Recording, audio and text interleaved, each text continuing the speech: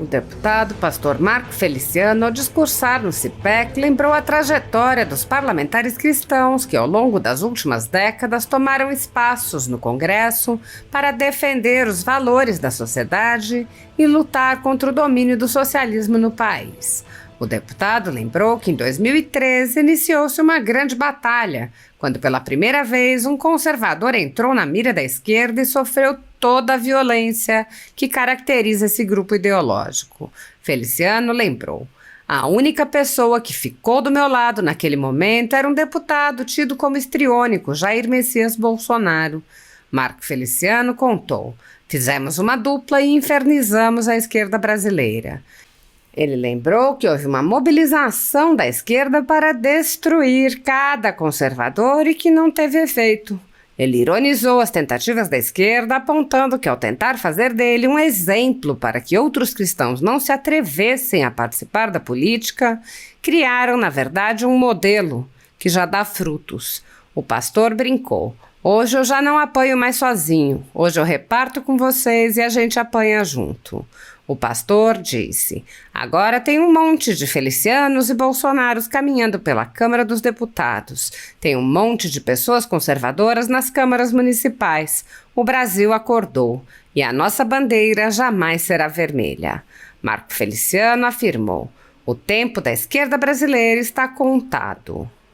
Marco Feliciano apontou os problemas do país com a derrocada econômica, o desastre nas relações internacionais e a perseguição política e religiosa. Ele lembrou que a velha imprensa vem expondo problemas de igrejas evangélicas como se fossem comuns e explicou: isso não é à toa. Começou a retaliação, começou a covardia deles. Feliciano expôs: nós não abandonamos o presidente em momento nenhum porque não fizemos negociatas, não queríamos cargos. Queríamos ver Deus glorificado na nossa nação.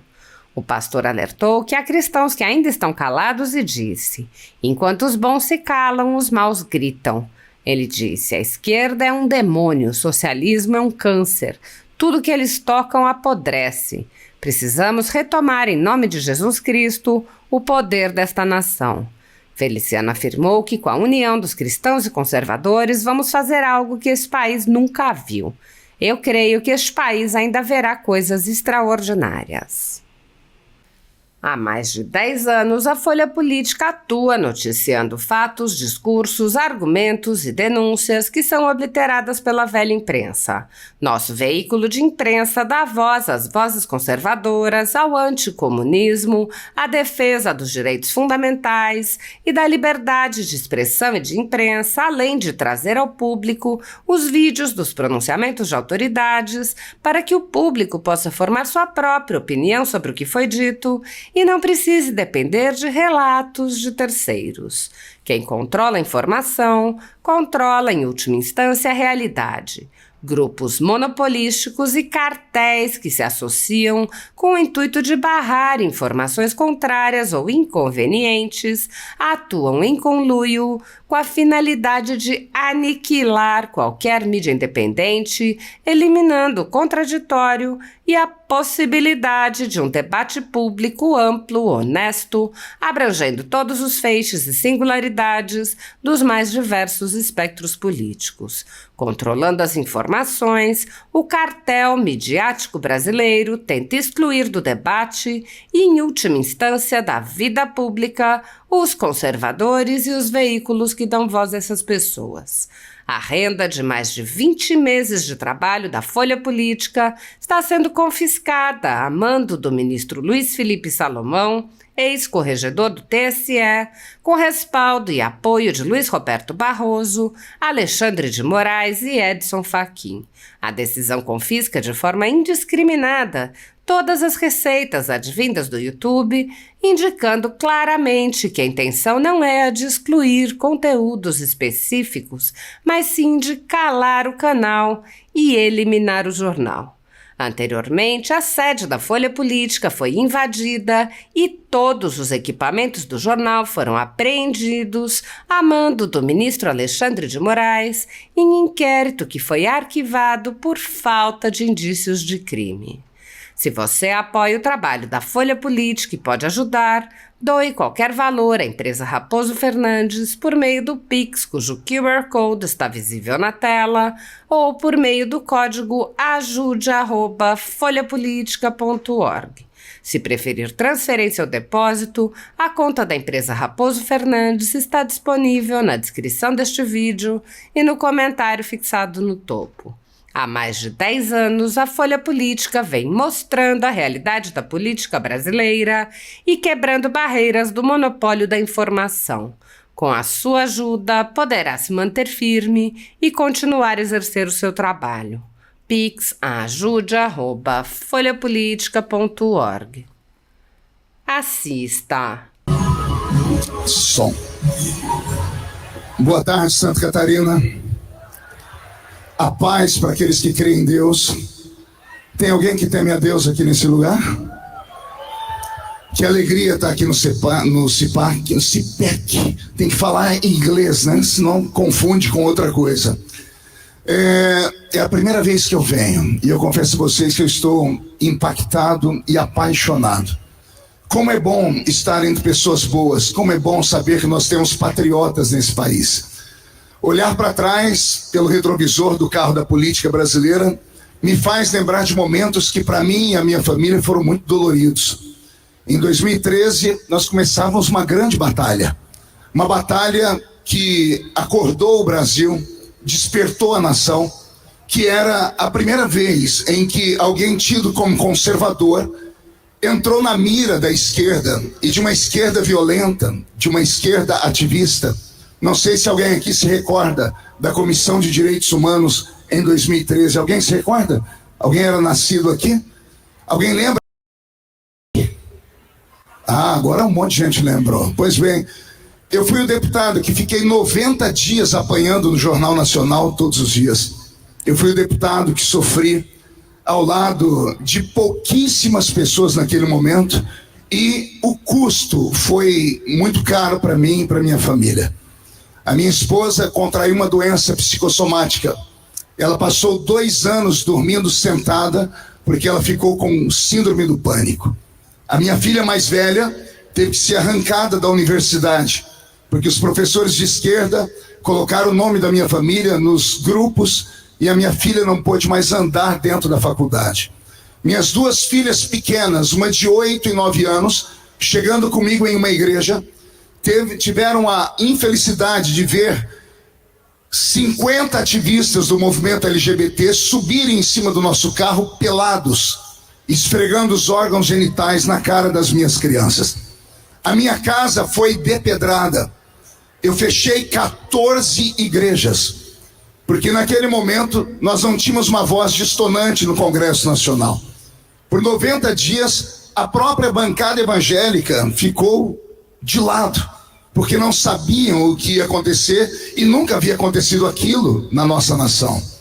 A única pessoa que ficou do meu lado naquele momento era um deputado tido por todo mundo como muito histriônico. Ele era sempre isolado, e quando ele me viu chorar literalmente, ele chegou em mim e disse assim: Feliciano, eu sou capitão, mas aqui na comissão eu vou ser o seu soldado e ninguém mais toca em você. Nome dele, Jair Messias Bolsonaro. Uma salva de palmas ao nosso capitão. O capitão Bolsonaro ficou do meu lado e, de fato, fizemos uma dupla dinâmica. Eu, pastor, e ele, capitão, meio maluco, né? Eu, como pastor, não podia mandar ninguém para aquele lugar, né? Não podia xingar ninguém. E não é que não faltava vontade, é que a toga que eu uso de parlamento, de pastor, não me dava esse direito. Mas quando eu olhava para ele, ele podia. E aí ele colocava plaquinhas do lado, vocês devem ter acompanhado. E ali nós fizemos uma dupla que infernizamos a esquerda brasileira. A esquerda tentou me transformar em um exemplo daquilo que não era para existir no Brasil. Eu sofri retaliações e manifestações em mais de 60 países do mundo. Onde havia uma embaixada brasileira, haviam manifestações com cartazes, as pessoas vestidas dizendo "Fora Feliciano", e todos os nomes que hoje vocês são acostumados a receberem também, eu fui o primeiro a receber: machista, misoginista, homofóbico, racista e outras coisas mais. E naquele momento, que era um momento tão doloroso para mim, onde eu vi minha família sucumbir, onde eu vi os meus sonhos como pastor saírem do prumo. Eu sou um palestrante, eu vivo dando palestras, eu sou um orador por natureza. Eu perdi todas as minhas agendas. E um dia, e agora eu falo só para quem acredita em Deus, eu subi o meio do mato para orar. Nós crentes somos meio malucos também. A gente sobe um monte para orar, isolado de todo mundo. E lá, enquanto eu chorava, Deus falou ao meu coração: vai nascer um movimento no Brasil. E esse movimento vai tirar o Brasil do ostracismo e vai despertar as consciências. Eu não entendi o que era aquilo. Hoje eu vejo. Eu vejo em cada rosto que aqui está a esperança para a nossa nação. Hoje eu já não apanho mais sozinho. Hoje eu reparto com vocês e a gente apanha junto. Quando eu chego nas comissões hoje em Brasília, já me chamam de veterano, de vovô, eu só dou gargalhadas. Quando eu vejo o Nicolas, quando eu vejo a Júlia, quando eu vejo outros irem para a briga, eu só fico sentado. E quando me dão uma palavra, eu digo assim aos esquerdistas: tá vendo? Vocês tentaram me transformar em exemplo para não acontecer de novo, né? Acabaram me transformando em modelo. Agora tem um monte de Felicianos e Bolsonaros caminhando pela Câmara dos Deputados. Agora existem um monte de pessoas conservadoras nas câmaras municipais. O Brasil acordou. E de fato, a bandeira que o nosso presidente contou para nós, ela está impregnada na nossa mente e no nosso coração. Deus, família, pátria e liberdade. E a nossa bandeira jamais será vermelha. E essa turma que estão aí ocupando esses espaços, aproveitem, porque o tempo deles está contado. Vou repetir em alto e bom som: o tempo da esquerda brasileira está contado. Ontem um jornalista me perguntou: quem é a opção para 2026? Eu disse: Jair Messias Bolsonaro. E o plano B? Jair Messias Bolsonaro. E o plano C? Jair Messias Bolsonaro. E disseram: como vai ser? Eu disse: eu acredito em milagre. E também sei que o sistema não é louco. E o sistema está afundando com o governo do demiurgo que aí está à frente da nação. O governo brasileiro está afundando. Estamos perdendo todo tipo de respeito que as nações tinham por nós. E agora já comparam ele até a Biden. E eu peço a Biden perdão, porque Lula é infinitamente pior do que ele e incapaz. E nós não vamos mais engolir. Me disseram que a minha palestra era sobre liberdade religiosa. E aqui vai um alô para todos aqueles que são evangélicos, não os que estão aqui, mas os que estão assistindo isso em casa e fizeram o L. Para você que fez o L, é evangélico, que Deus tome conta da sua vida. De janeiro de 2023 para cá, nós tivemos mais de 50 denúncias nos principais jornais da nação expondo as mazelas da igreja evangélica. Vou repetir: o que nunca aconteceu na história de 2023 para cá, todas as mazelas das igrejas evangélicas estão sendo contadas por tabloides, por jornais, e isso não é à toa. Começou a retaliação, começou a covardia deles, porque eles sabem que a força que nós demos ao presidente Bolsonaro foi imensa. Com todo respeito a todos os grupos que apoiaram o presidente, o único grupo coeso que não virou as costas para o presidente em momento nenhum e que deu a ele sustentação social foi o movimento evangélico. Nós não abandonamos o presidente em momento nenhum, porque nós não fizemos negociata, nós não queríamos ministério, nós não queríamos cargo, nós queríamos apenas ver Deus ser mais uma vez glorificado nessa nação. Nós não queremos sangue de criança nas nossas mãos, nós não queremos que as nossas ruas se transformem naquele seriado chamado The Walking Dead, onde um monte de zumbis caminham pela rua à base de drogas. A nossa nação ainda é cristã. Mais de 88% da nação brasileira é feita de cristãos que estão calados, e enquanto os bons se calam, os maus gritam. E eu pego aqui uma frase do grande ativista dos direitos humanos, Dr. Martin Luther King, que dizia assim: o que me assusta não é o grito dos maus, mas é o silêncio dos bons. Então os bons que estão aqui, que já estão gritando, estão como eu, roucos de tanto gritar, por favor, façam discípulos. Vamos de porta em porta, vamos de casa em casa, vamos usar as nossas mídias sociais, vamos mostrar para o Brasil as mazelas que esse governo socialista tem feito. A esquerda é um demônio. demônio. O socialismo é um câncer. Tudo que eles tocam apodrece. Tocaram nos evangélicos, não colocaram lá em Brasília um pastor, que o Nicolas colocou o apelido de pastor da Shopee. Arrumaram um pastor que apoia aborto. Tudo que eles tocam apodrece.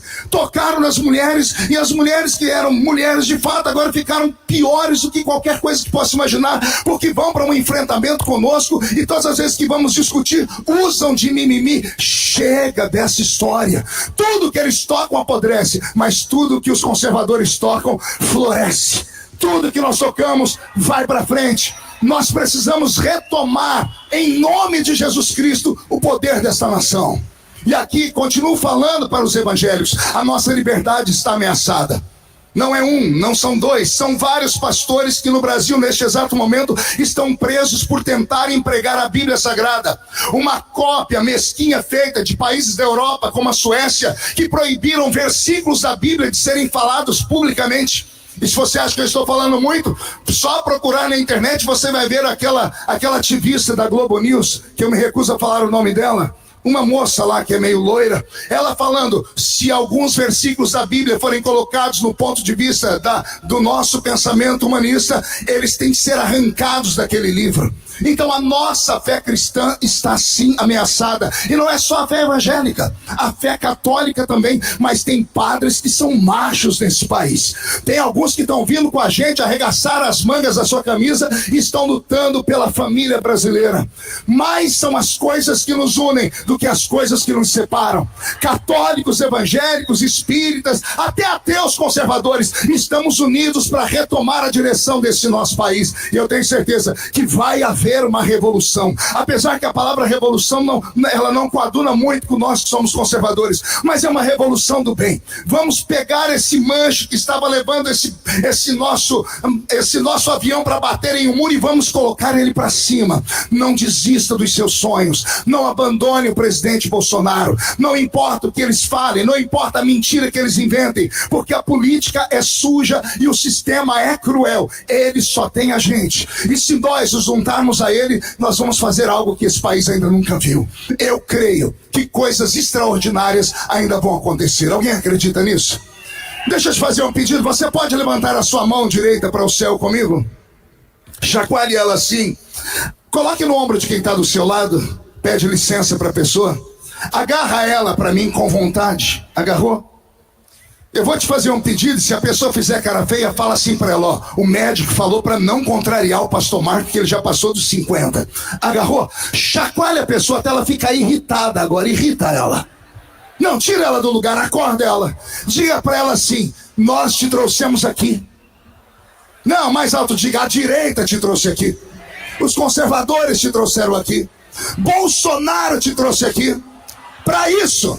Sacode a pessoa, sacode, diga, para isso, para sua vida ser sacudida, para sua fé voltar a ser sacudida, para sua família começar a ser sacudida, vamos sacudir essa nação e vamos mostrar que Deus ainda tem o comando da nossa história.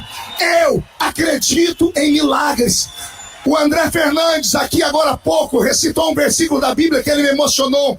E se o meu povo, que se chama pelo meu nome, se humilhar e orar, se arrepender dos seus maus caminhos, então eu ouvirei do céu e eu sararei a sua terra. A nação brasileira será sarada. Se alguém acredita nisso, dá um grito dizendo, eu creio nisso, pastor. A nossa liberdade religiosa está por um fio. E eu termino aqui dizendo que ainda existe um grupo. Não somos muitos, mas somos corajosos. Só para você ter uma ideia, quarta-feira agora passada, eu sentei na Comissão de Direitos Humanos e Minorias às 9 da manhã e me levantei às 7 horas da noite. Tudo isso para tentar bloquear 4 projetos, porque naquela comissão nós não temos número. Então qualquer projeto lá vai ser aprovado. Se fosse em outros tempos, como a esquerda fez comigo, eles saíam e deixavam a gente aprovar o que queríamos. Nós não. Nós sentamos ali e ficamos, eu, Hélio Negão, mais 3 ou 4 deputados, ficamos quase 10 horas sentados, debatendo, brigando, e eles conseguiram, ao invés de aprovar 4, aprovaram só 1. No final, a presidente da comissão disse, vai ser assim sempre. Eu disse, enquanto houver fôlego e voz, estaremos aqui para defender a família, defender as nossas crianças, defender o nosso pensamento. Chega de mimimi, chega de mimizentos falando o que querem. Nós não vamos desistir. E como eu disse, eu termino falando para vocês que lá, naquele dia na comissão, eu disse à presidente, nós não somos muitos, mas nós somos corajosos.